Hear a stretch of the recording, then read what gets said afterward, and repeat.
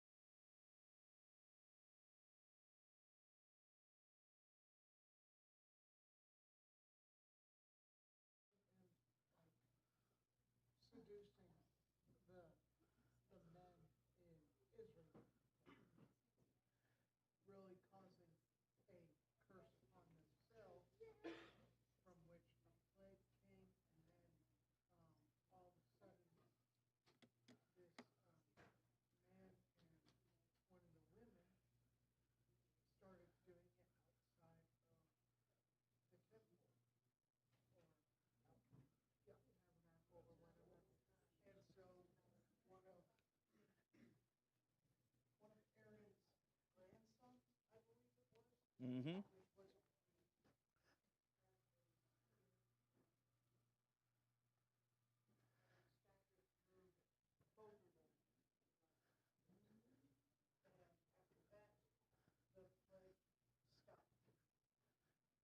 Okay. All right. Yes. I'm sorry. I had to change cameras. I was on the wrong camera there. So, but yes, that's where we were. And we're getting into chapter 26 now. Um, we're not going to go real in depth into chapter 26, primarily because chapter 26 is the account of another census that was taken. This is the second census. And this census was taken so they could determine the inheritance, who would get what, which land pieces in the promised land. Okay? And it was based on the census uh, as to who got what piece of land. In other words, the bigger the tribe, the bigger the piece of land that you got. All right? It also pointed out that, with the exception of Joshua and Caleb, nobody else from the unbelieving generation was going to make it into the promised land. They had no inheritance. Everybody had to die off first. So that's basically where we're at. And just to give you kind of a rundown of the difference between the first census and the second census, this is kind of it. Got each of the 12 tribes listed here. In the first census, there was 603,550 people. That's how many out of the 12, with all 12 tribes that were there. So you can imagine over 500,000 people running around in the desert on this. The second census was 601,730. So they lost about 1,820 people on that. And that was all from the unbelieving generation that was there. So that's down about 0.3%. But you can see there are several tribes that, especially the tribe of Benjamin and the tribe of Asher, that went up. They went up the most by 29%. So you see, some of them gained people, some of them lost people. But this census that they had determined who got what portions of land, how much land they got. And it was all based on this census. So that's basically what that census was all about. So that's what chapter 26 was. There's no sense in going all through it and reading all of what everybody is. Yes. The Levites weren't counted. No, the Levites were not counted. Why weren't the Levites counted?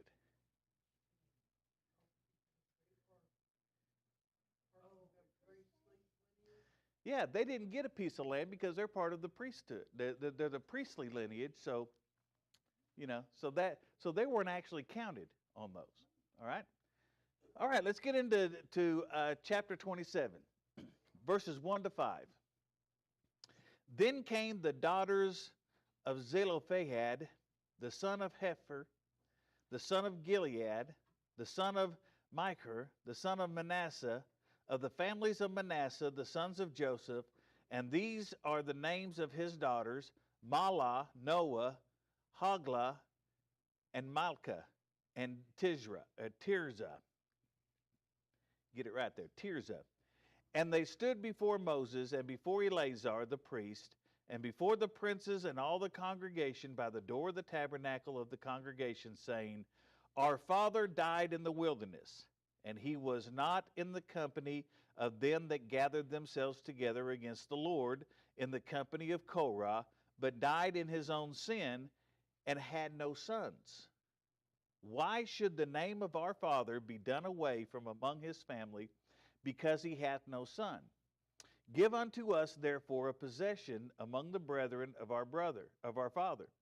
And Moses brought their cause before the Lord.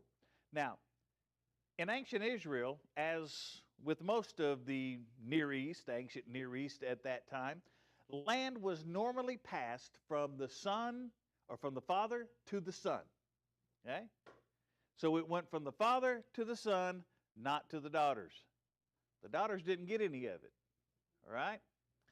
And because of this principle, there was a question regarding the daughters of Zelophehad, right? Because he had no sons. He died and had only daughters, okay? So the issue is presented here because in the previous chapter we saw the distribution of the land of Canaan was in view, and it was natural for the daughters of Zelophehad to wonder what their place was going to be in this coming allotment of land. See, they were fixing to hand out land, and these are just daughters. They didn't have it. They didn't have any brothers. So what are we supposed to do? Okay? And though women did not normally find economic security apart from a husband's holdings through land inheritance, a woman typically received a dowry from her father as a wedding present. Right? So she did get something. She got a dowry. But usually, the father required his potential son-in-law to provide much, if not all, of the dowry. So, he was looking over. That's supposed to get a dowry, and then Tim saying, yeah, but he's supposed to provide it, okay? So, and a dowry might consist of clothes or jewelry or money, furniture, different things like that, okay? Material things like that. But it was thought that the dowry could help provide for the woman if her husband left or if he unexpectedly died. Okay? That's what the dowry was for. She had that, and if her husband died or he left or whatever it was, then she would have something to live on for at least a little while. Okay? So this is how the daughters of Zelophehad presented the issue. Without sons to inherit his land and continue his name, there was a sense in which denying inheritance to the only descendants of Zelophehad was to erase his name. Okay? You seeing how that works? I have a question. Uh-huh.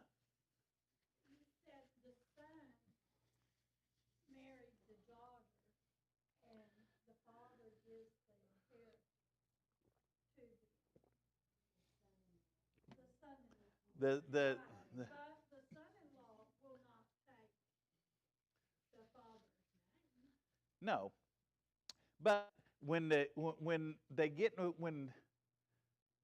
two people were getting married, okay, there was a dowry involved in it, okay, and in that time, most of the time in that time, it was marriages were a marriage of convenience or a marriage of business propositions, alliance. You know, it wasn't something they didn't get married out of love most of the time. It was because this tribe or this kingdom needed to unite with this kingdom, so they got the two of them together. Now there was a dowry that was supposed to go to the daughter, that the father gave to the daughter. However, the father usually made the son-in-law, the future son-in-law, provide the dowry. In other words, it was kind of trying to think of the best way to put it here. It was a down payment on the lease, I guess you could say. You know, a down payment on the purchase. So, you know, he had to put it. He gave the down payment to the dad. The dad gave it to the daughter. All right. So that's basically how the dowry worked. Okay.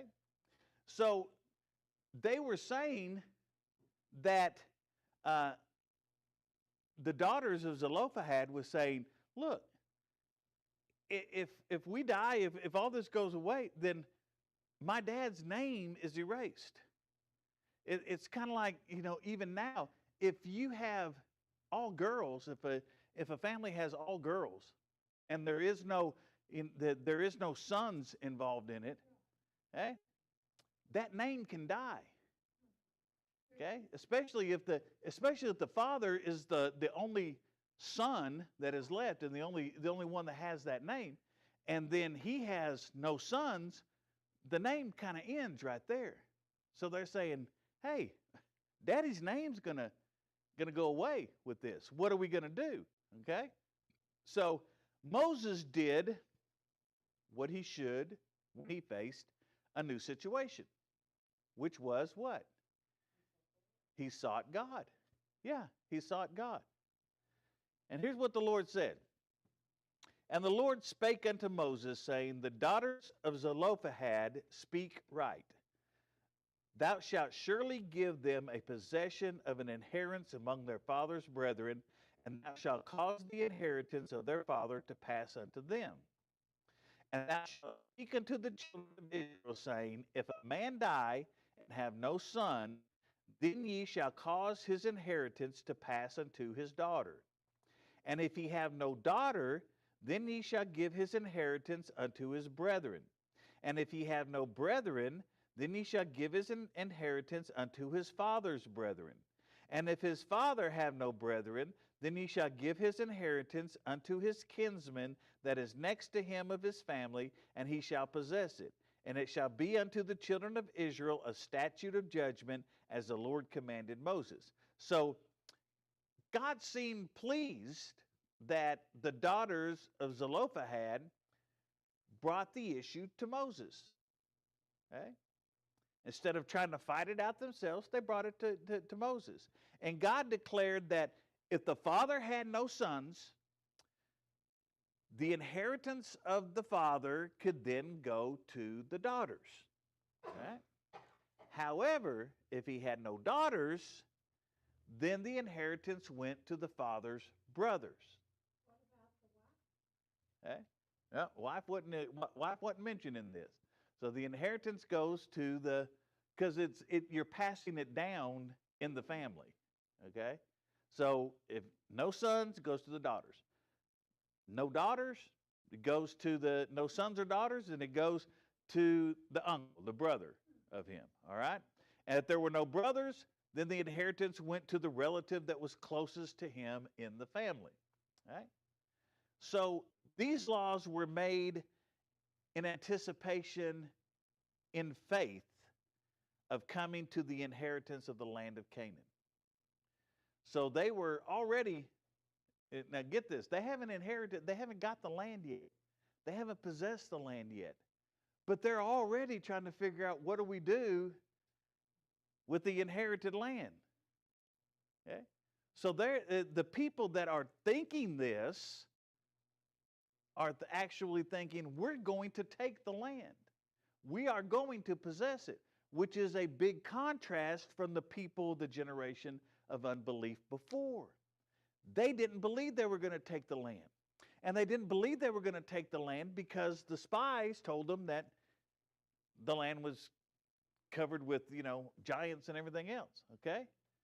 So this was only an issue for the daughters of Zelophehad because they were women of faith who really, truly believed Israel was going to possess the land of Canaan. Okay? But this was also a relevant issue for Israel as well. Okay? Israel had already begun their occupation of the lands east of the Jordan River. You see, we think Canaan is just, and Canaan itself was west of the Jordan River, but the lands that Israel inherited was also east of the Jordan River. And they've already started to occupy some of those lands. So they're already in some of the lands. And the tribe of Manasseh would occupy some of these lands that were to the east, right? And the daughters of Zelophehad were from Manasseh, the tribe of Manasseh. So the allotment of their land may have come a little bit sooner than the other peoples would have. Because, remember, they have not crossed the Jordan yet. But the lands that they're possessing and occupying on the east side of Jordan, they are already starting to occupy. All right? So they're going to get their allotment, may have come a little bit sooner than the allotment of lands for tribes settling on the west of the Jordan River. The case of the daughters of Zelophehad further clarified the laws of inheritance for Israel. If a man had sons, they were first in line to inherit the father's property. Right? If a man didn't have sons, the daughters would stand in place of the sons. If there were no sons or daughters, the inheritance would pass to the closest family member, a brother, an uncle, a cousin, somebody like that. All right? All right, verses 12 to 14. And this is not a long chapter, so we're probably going to get done a little bit early tonight, but it's interesting. And the Lord said unto Moses, Get thee up into this Mount Abarim, and see the land which I have given unto the children of Israel. And when thou hast seenest, thou also shalt be gathered unto thy people, as Aaron thy brother was gathered. In other words, go up there on the mountain and look out on the land by being gathered to his people. For ye rebelled against my commandment in the desert of Zin, in the strife of the congregation, to sanctify me at the water before their eyes, that is the water of Meribah in Kadesh in the wilderness of Zin. So God's telling Moses, again, he's already told him once, but he's telling him again, that he's going to die before coming into the promised land. He already told him that in Numbers 20, all right?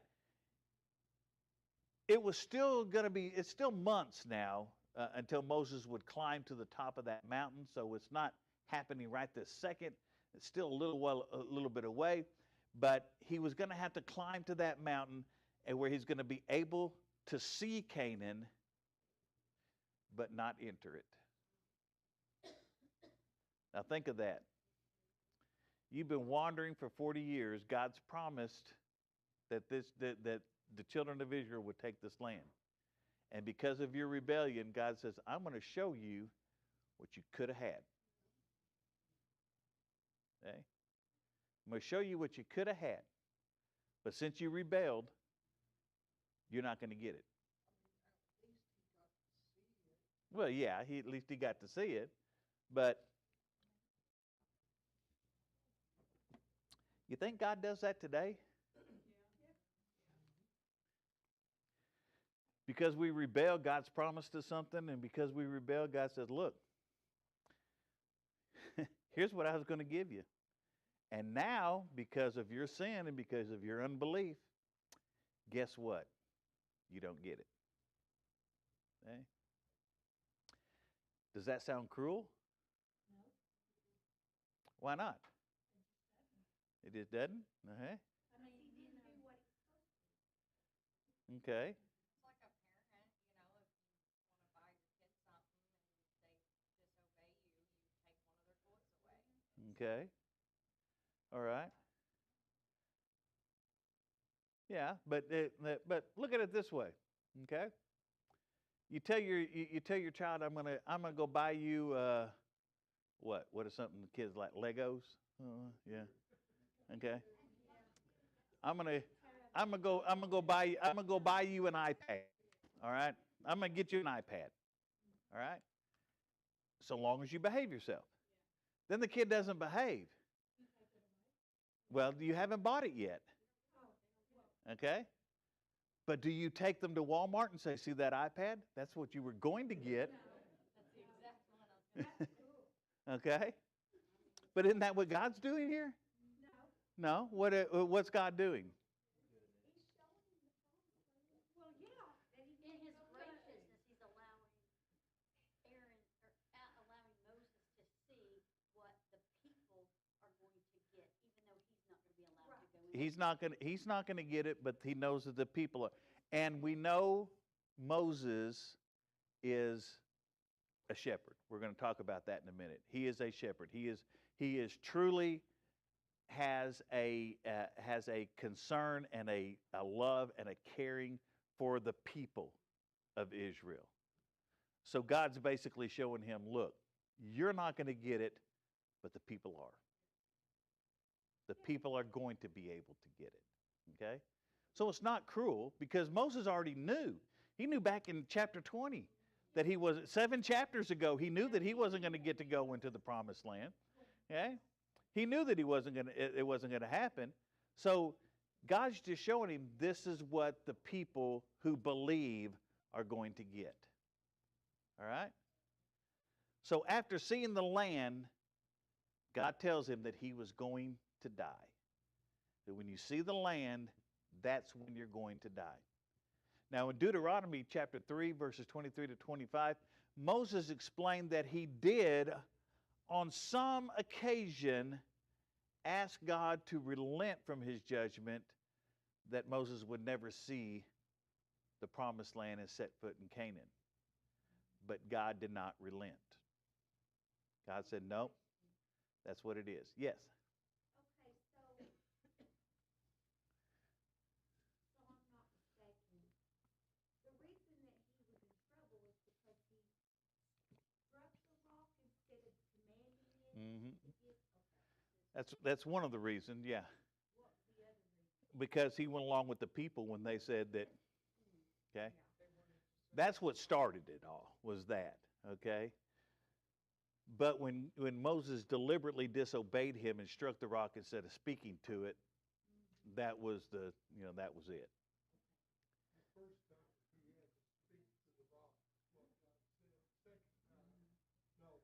First time he had to strike the rock, and the second time he was only supposed to speak to it, and instead he struck it.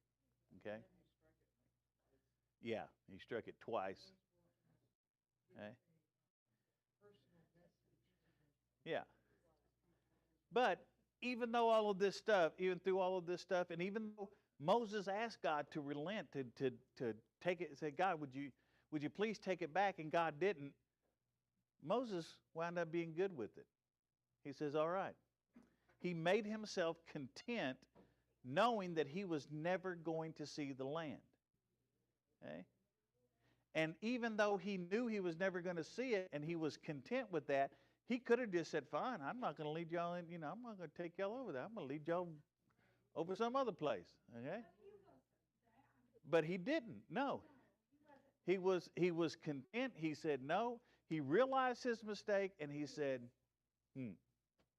we're going to do this. Okay? All right. God reminded Moses of the reason why he would not be allowed to enter Canaan, because of his sin misrepresenting God at Meribah in Numbers 20, 12 to 13, and also because of his disobedience in that. Yes? Some people today would go like, if I can't have it, then nobody is Yeah, then nobody is going to get it. Yeah. All right. There are people, yeah, there are people that are like that. It says, if I can't have it, nobody can have it. Huh? But that's so wrong to be that selfish or greedy. Yeah. You know, you hear all the time. You hear of couples. You know, the man or the woman. They both do it from time to time. They says, well, if I can't have him, nobody can have him. Or the man says, if I can't have her, nobody can have her. Usually, when the woman says, if I can't have him, nobody can have him. Nobody wants him. You know, yeah. You can't, but nobody wants him, so you can have him. So anyway, but no, it's you know, you get the people. It's the same thing. People would allow jealousy to get so carried away with them that, you know, well, you got the nice car and I wanted the nice car. Well, if I can't have the car, you can't either, and they'll do something to destroy the property or the car or whatever it is that you have, you know. But the thing is, you know, you can't do that. You have to be satisfied with what you got. God loves us, and He gives us parameters. He doesn't want us running around the muck. No. You know, sometimes as parents, you know, we tell their kids, I tell our kids, if you do this, this is going to happen, and we don't follow through. God's not a liar. No. And He is not going to break His word. Hebrews chapter 13 talks about men and women who died that had all the faith that they would see His promises come to pass. Mm-hmm. But they died before they came to pass. They could see them afar off. And just like Moses, they were content in knowing that they were coming, even though they died before they saw the actual fruition of it. Yeah. They had hope that it was coming. They had hope that it was coming. Yeah. You know, we can't just do whatever we want and expect God to reward us and all that. He gives us perimeters because He loves us. That's Not right. because He wants to punish us. He wants us to do the right thing, and so He gives us those perimeters. And tells us this is how you're supposed to do it. Yeah. And there's one thing of it is, Moses didn't know the benefit of dying. Huh? He said if Moses didn't know the benefit of him dying, Yeah. Yeah. because I mean, he went to heaven. Yeah. Yeah, he got land better than Canaan. So it's but it's you know, we have to, and Sister Judy brought up a good point. It is, we tell it too many times. We hear parents and people. I hear it all the time in Walmart and different stores where parents will go, "You do that again, you're going to get in trouble." And then the kid does it again. You do that again, you're getting in trouble. And they keep saying that and saying that and saying that, and nothing ever happens. And the kid knows, no, I'm not. I'm not going to get in trouble. Okay? I can do what I want when I want. And what are you going to do about it? Nothing. You're not going to do anything about it. It is. I think it was Benjamin Franklin that says that punishment is not the deterrent to crime. It is the certainty of punishment that is the deterrent to crime.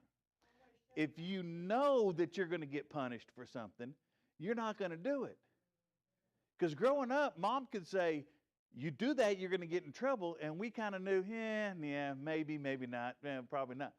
But if she said, you do that, I'm going to tell your dad, you knew you were getting in trouble.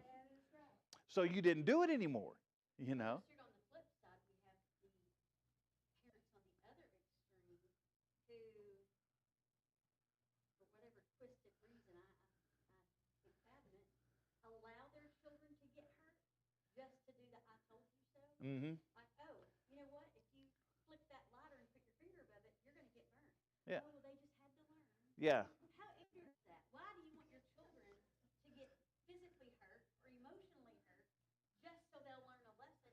God doesn't do that. He's not vengeful like that. No. He loves us, and He will never punish us in that way. He's not going to punish us in that way. But He's also, like a good parent should be, He's going to allow us to do some things knowing full well that it's going to turn out bad.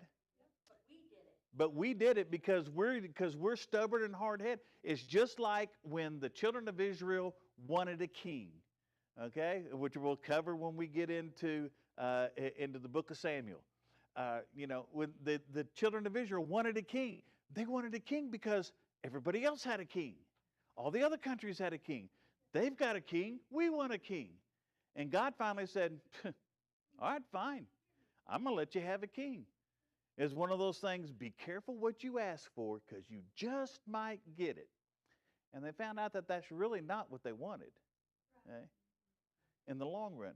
But that's what happens is Moses knew that he wasn't going to go into the promised land. He knew he was never going to set foot in Canaan. But he was able to go on the mountain. At least he was able to see it. Okay? And he was good with that. He was fine with it. All right? All right, verses 15 to 17. And Moses spake unto the Lord, saying, Let the Lord, the God of the spirits of all flesh, set a man over the congregation, which may go out before them, and which may go in before them, and which may lead them out, and which may bring them in, that the congregation of the Lord be not as sheep which have no shepherd. So, now they're preparing for this. They know, Moses knows that he's going to die soon. Doesn't know exactly when, but he knows. When he sees the promised land on that mountain, he's going to die. And God's saying, okay, we got to have somebody to take your place. Because if you don't, then the people are going to be like sheep without a shepherd. So we got to have something for him. So after hearing of his coming fate, Moses didn't try to change God's mind. Oh, no, God, no, please let me go. And he didn't complain about it. Okay? His only concern was for the congregation of Israel. He was concerned for the people, not for himself. He said that the congregation of the Lord be not as sheep which have no shepherd. This was a picture used to describe a leaderless people. Because sheep without a shepherd are in constant danger. Constant danger. They'll have trouble finding food and water. Okay? They'll wander and get into dangerous places and dangerous things. And God wants his sheep to have shepherds. In the ultimate sense, okay, this is fulfilled by Jesus Christ. He is the good shepherd, the ultimate shepherd. This was prophesied in Micah 5, 2, and 4. Right? And then it was revealed in the New Testament in John 10 and 11. Right? But in an additional sense to this is also fulfilled by the New Testament office of pastor-teacher. All right? Now, we've talked about the fivefold ministry before. What is the fivefold ministry? Does anybody care to? Not you, Judy. You can't do it. I'm going to let you do it because you know. Anybody know what the fivefold ministry is? Okay, yeah. You're going. You're getting it. Need to speak up so we can hear you. Yeah.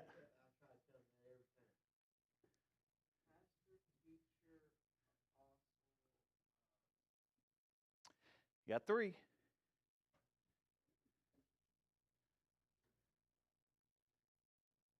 Think Ezekiel, Isaiah, Daniel. What were they? Prophets. Okay? All right. And there's one more.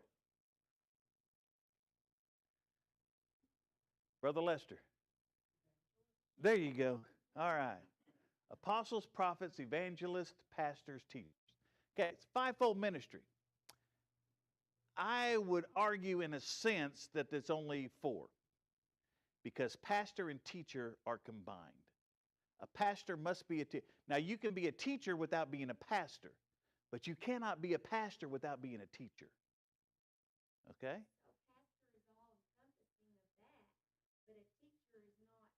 A teacher is not a pastor. So there is 5. But a pastor has to be a teacher, but a teacher does not have to be a pastor. Okay? That's like all thumbs are fingers, but not all fingers are thumbs. All right?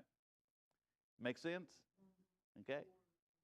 So the pastor has to be able to be because that's what the pastor does, is it not? The pastor may be preaching, but when he's preaching, he is conveying a message to us. He's conveying a lesson to us. It doesn't mean that he's got to stand up in Sunday school or anything like that, or on Wednesday night Bible studies and teach that way. But as he's ministering, as he's preaching, he needs to be teaching in the process of it. Okay? But the teacher has to be represented because of the people that aren't pastors that are selected, right? Yes, because there are teachers that are not pastors. But the pastor, when you think of pastor, you should always think of pastor-teacher together. And that's what he's saying here. It's to fulfill the New Testament through the office of pastor-teacher. Now, the ancient Greek word for pastor is poimen.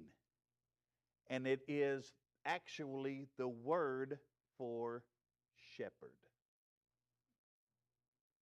So when they start talking about pastors, poimen, they're actually saying shepherd. All right? And as 1 Peter 5:4 presents it, Jesus is the chief shepherd. He's top dog. He's the one, he's in charge of all of it. Pastors are the under shepherds. It's kind of like sheriff, and then you got the deputies. All right? Jesus is the shepherd, the main shepherd, and then he's got his under shepherds underneath him, which are the pastors. All right?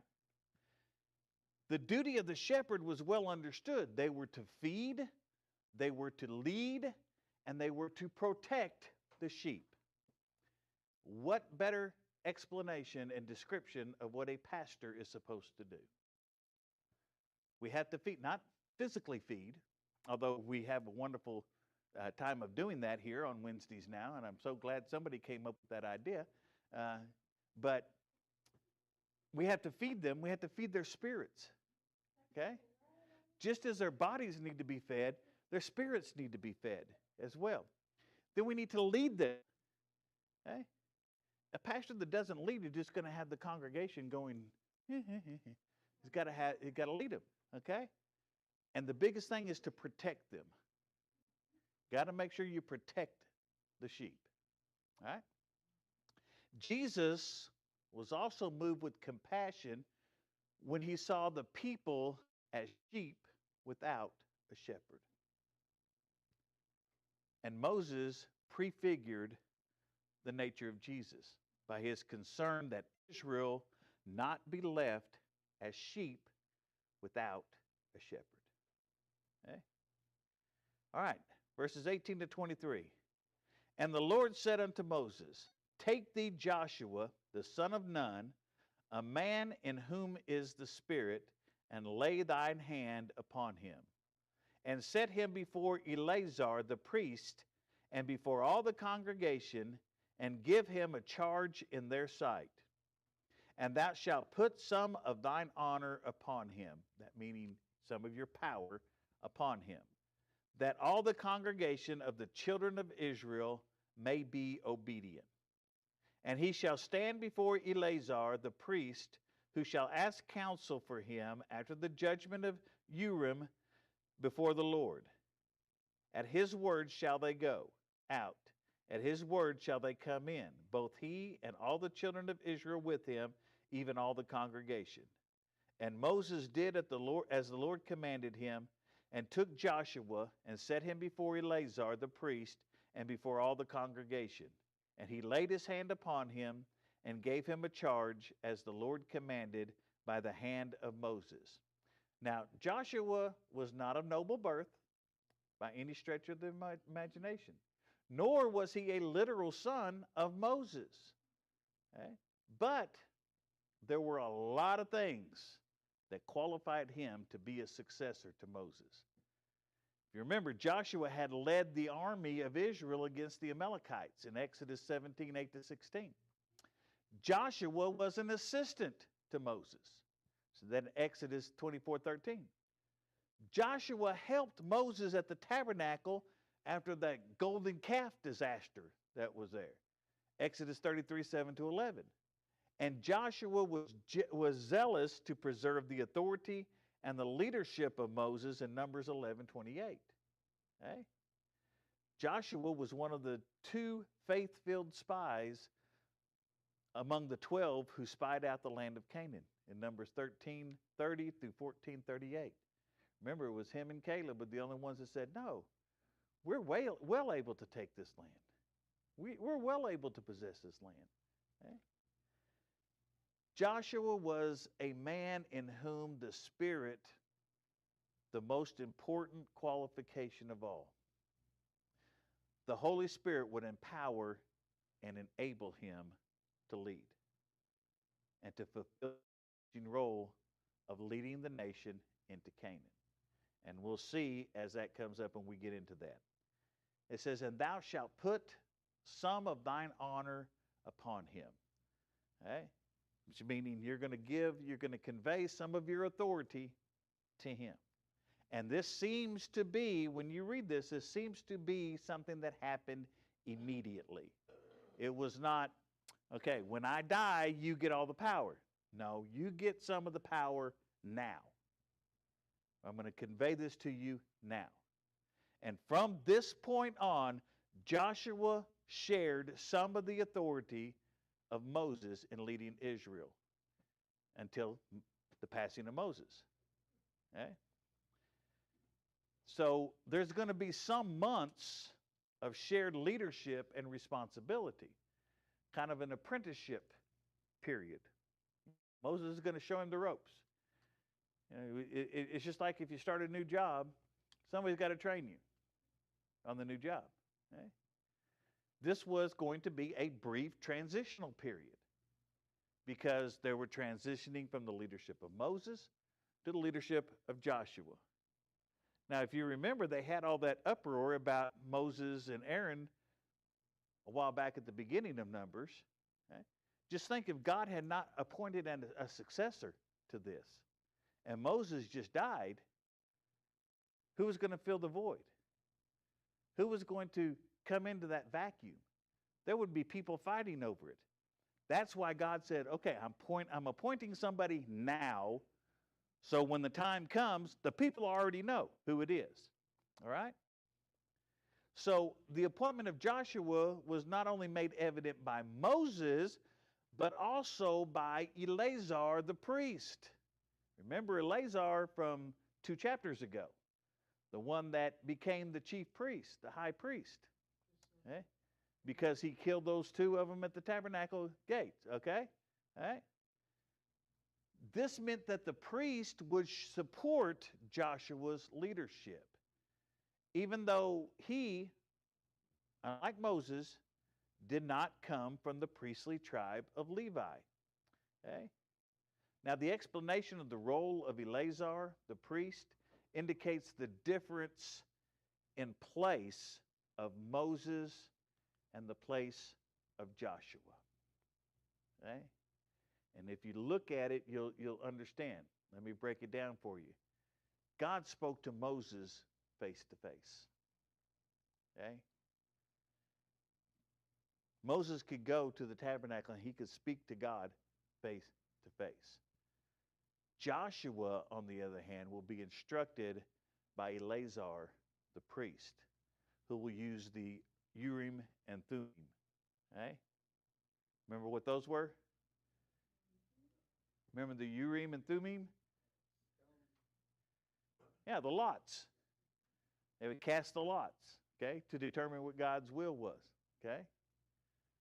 Can you imagine doing that now?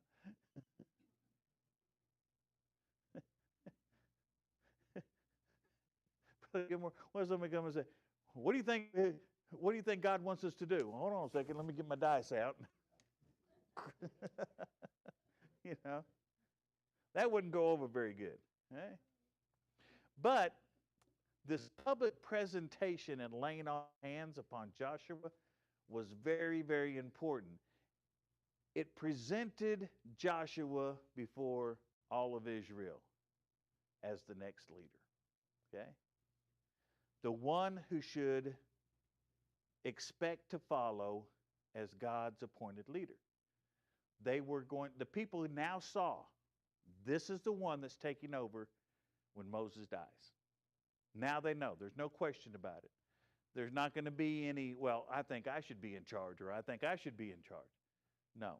God has appointed somebody already, and that's who it's going to be. Okay? Is Joshua. And that brings us to the end of 7. So we will get into chapter 28 next week. Any questions, comments, concerns, amens, OEs? Oh me, oh my.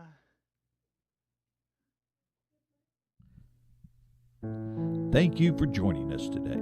We pray you were blessed by the broadcast. If you have a prayer request or questions about Solid Rock Tabernacle, please visit our website at www.solidrocktabernacle.org. That's www.solidrocktabernacle.org. On behalf of the pastors and congregation here at Solid Rock Tabernacle, we pray you have a blessed week, and we invite you to join us in person or on one of our future broadcasts.